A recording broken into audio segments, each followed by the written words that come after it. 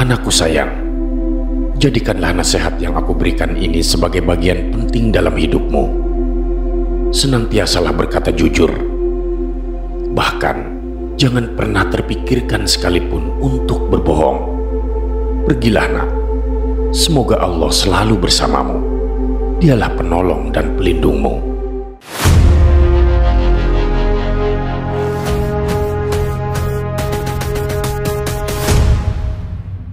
Bismillah, alhamdulillah. Sahabat Haura, jika video ini lewat di berandamu berarti ini adalah petunjuk dari Allah untukmu. Setidaknya, luangkanlah waktu sejenak untuk menulis sholawat kepada Rasulullah di kolom komentar. Sebagai tanda cinta kita kepada Nabi Muhammad SAW, agar di akhirat nanti kita mendapatkan syafaat dari beliau. Amin ya rabbal alamin. Sahabat Haura, mengenal lebih dekat sosok inspiratif Syekh Abdul Qadir Al-Jailani, sang Sultanul Aulia. Dalam dunia perwalian, kita tidak asing lagi dengan nama Syekh Abdul Qadir Al-Jailani. Namanya yang terkenal ke seluruh penjuru dunia membuat siapa saja yang mendengar pasti mengenalnya. Siapakah sosok yang mulia ini? Bagaimana peran beliau dalam dunia perwalian?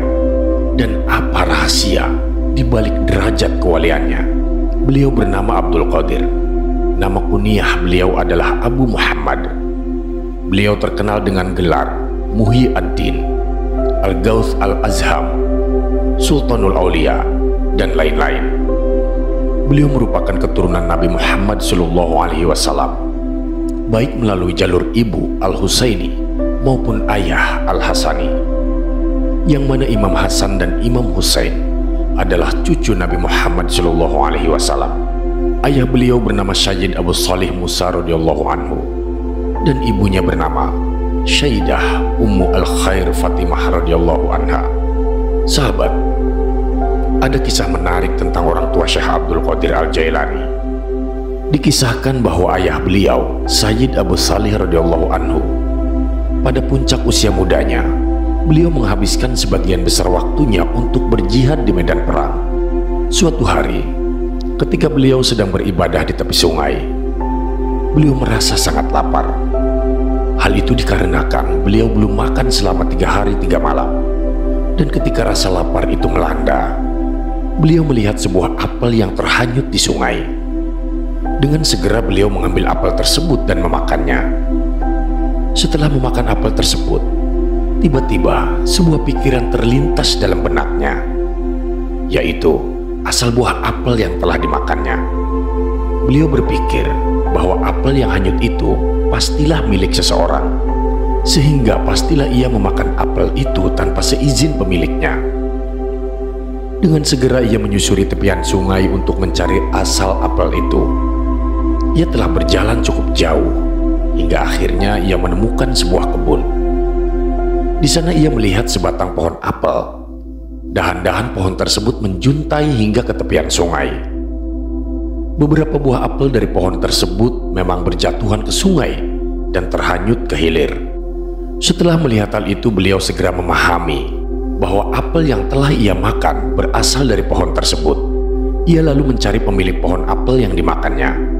Beliau memasuki kebun itu dan bertanya siapakah pemiliknya. Ternyata pemilik kebun itu adalah Sayyid Abdullah Sum'i radhiyallahu anhu. Beliau kemudian mendatangi kediamannya dan memohon agar perbuatannya dimaafkan. Setelah menyimak apa yang dikatakan oleh Sayyid Abu Salih, Sayyid Abdullah pun menyadari bahwa pemuda ini bukan orang biasa. Beliau paham bahwa pemuda ini adalah orang pilihan Allah Subhanahu wa Ta'ala. Beliau pun bersedia memaafkan Sayyid Abu Salih, namun dengan satu syarat. Syaratnya adalah Sayyid Abu Salih harus merawat kebun itu selama 10 tahun. Tanpa pikir panjang, ia pun langsung menerima hal itu dengan penuh rasa syukur. Beliau merawat kebun itu selama 10 tahun sekaligus melaksanakan jihad. Setelah 10 tahun terlewati, beliau pun kembali menemui Sayyid Abdullah Sum'i untuk dimaafkan.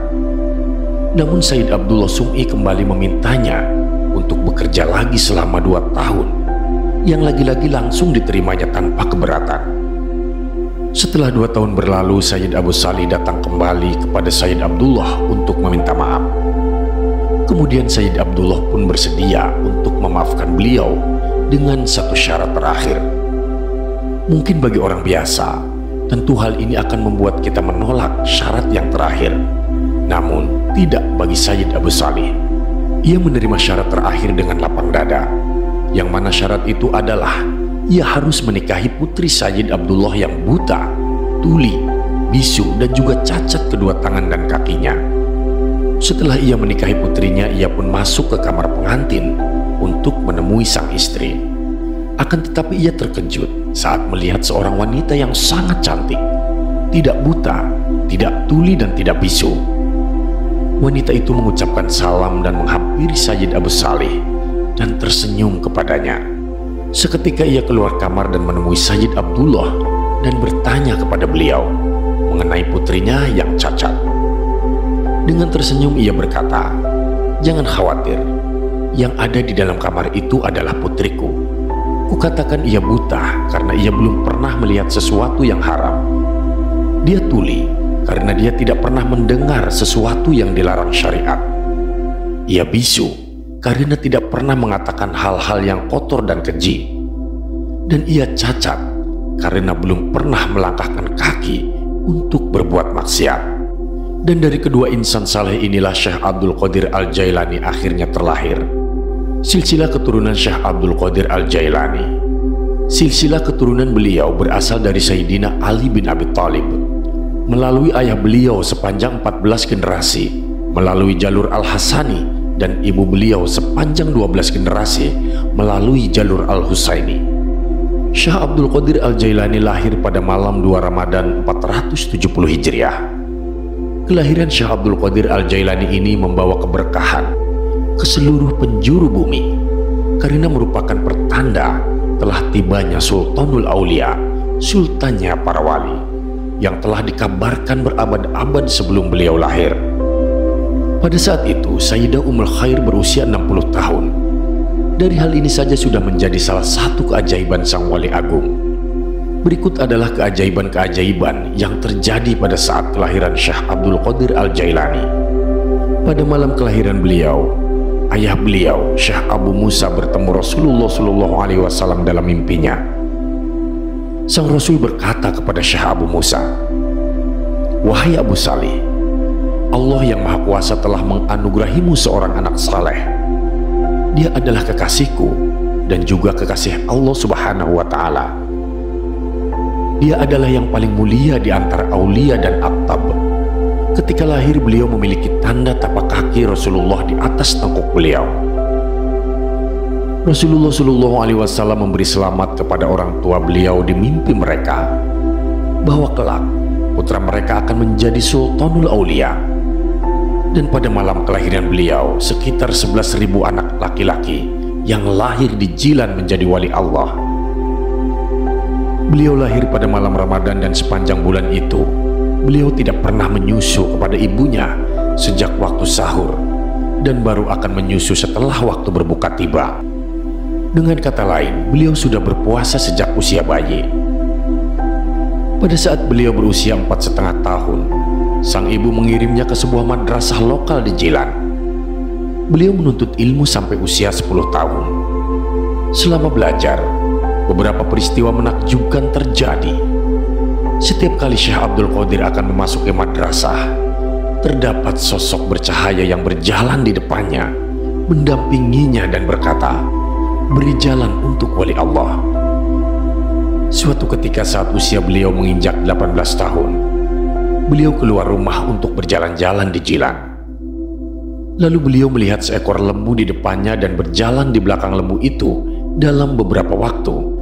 Kemudian lembu itu menoleh ke belakang dan berkata kepada beliau dengan bahasa manusia, "Kamu tidak diciptakan untuk ini, dan kamu tidak diperintahkan untuk ini."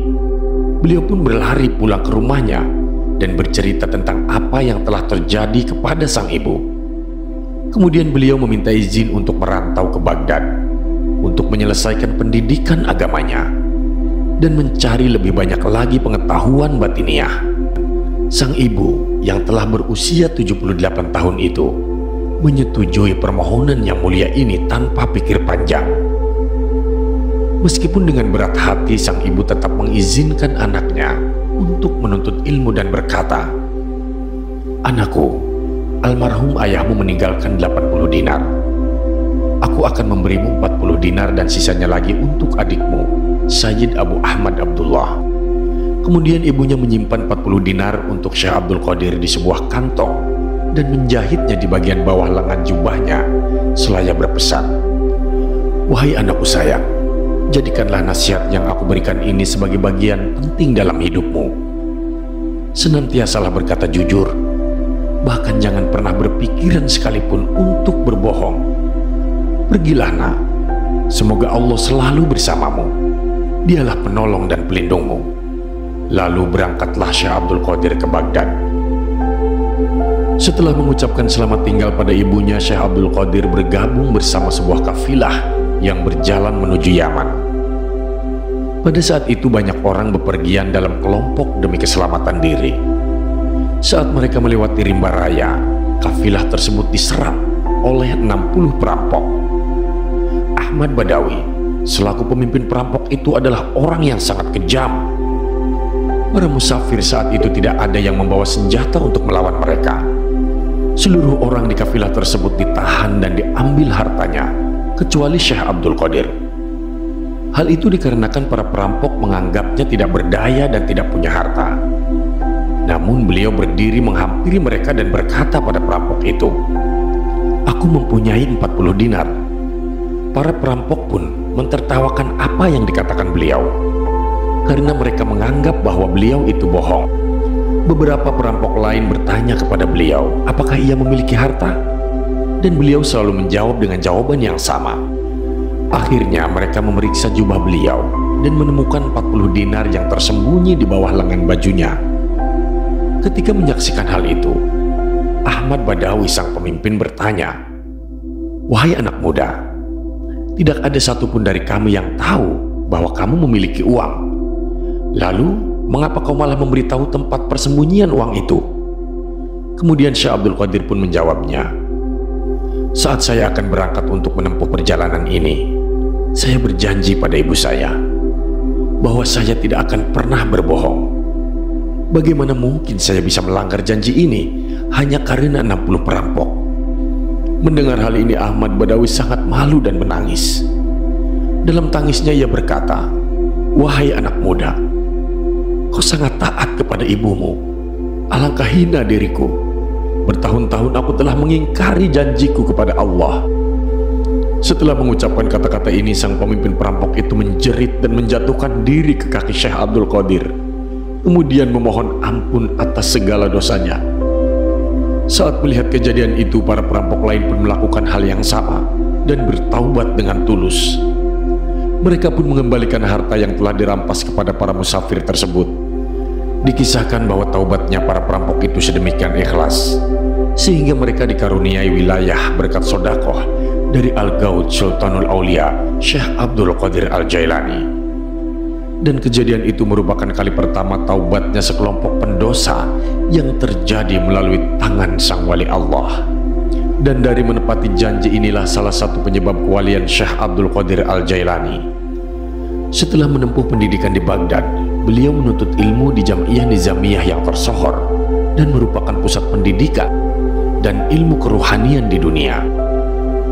Beliau menguasai semua bidang di sana, mulai dari ilmu tafsir, bahasa Arab, ilmu hadis, qiraat, dan lainnya. Setelah lulus di Nizamiyah, tak ada satu alim di muka bumi yang lebih faqih dan lebih saleh dibandingkan Syekh Abdul Qadir Al-Jailani. Istri-istri dan anak-anak Syekh Abdul Qadir. Seseorang pernah bertanya kepada beliau, mengapa beliau mau menikah, padahal derajat spiritualnya sudah sangat tinggi. Kemudian beliau menjawab, "Aku sebenarnya pernah berniat untuk tidak menikah. Namun kakek tercintaku Nabi Muhammad SAW memerintahkanku untuk menikah. Itulah alasanku menikah. Sesungguhnya aku takut menikah, karena bisa jadi waktuku akan tersita oleh hal-hal selain yang dicintai penciptaku. Namun Namun ketika tiba saatnya, Sang Pencipta menganugerahiku 4 istri, dan setiap dari mereka sangat mencintaiku. Beliau memiliki 4 istri dan 49 anak, di mana 27 diantaranya putra dan 22 diantaranya putri. Tarekat Syekh Abdul Qadir Al-Jailani. Umat muslim mengikuti tarekat berdasarkan syariah. Dalam hal syariah, beliau adalah pakar mazhab Hambali dan juga mazhab Syafi'i. Beliau mempelajari misteri tarekat dan mendalami tasawuf di bawah bimbingan Syekh Hamad Ad-Dabbas. Secara tradisi, jika seseorang memasuki tarekat, dia akan diberikan khirqah atau jubah sufi. Beliau menerima khirqah dari Syekh Qadi Abu Sa'id Al-Makhzumi. Beliau kemudian menjadi teladan dari pembimbing rohani semacam ini. Tarekat yang dirintis oleh Syekh Abdul Qadir Al-Jailani ini kemudian disebut dengan menisbatkan nama beliau, Tarekat Qadiriyah, dan kemudian dikenal sebagai tarekat yang mengamalkan zikir, wirid, dan sholawat untuk membersihkan jiwa. Wafatnya Syekh Abdul Qadir Al-Jailani. Beliau wafat pada bulan Rabiul Akhir 561 Hijriah. Beberapa riwayat mengatakan beliau wafat tanggal 11 atau 17, dan beliau dimakamkan di Baghdad, Irak. Demikianlah sahabat sekilas perjalanan hidup Sang Wali Agung Syekh Abdul Qadir Al-Jailani. Begitu banyak kisah-kisah yang menarik lainnya. Terima kasih sahabat sudah menyimak video ini sampai dengan selesai. Semoga kita dapat mengikuti jejak beliau yang mulia ini dan dipertemukan di akhirat kelak bersama para wali yang lainnya oleh Allah. Amin ya rabbal alamin. Nantikan kembali konten-konten penuh hikmah dari channel kami. Jangan lupa untuk subscribe dan menyalakan lonceng notifikasinya. Salam cinta dari Haura Studio, di mana sebuah nasihat tak sebatas didengar, namun diresapi oleh jiwa. Wassalamualaikum warahmatullahi wabarakatuh.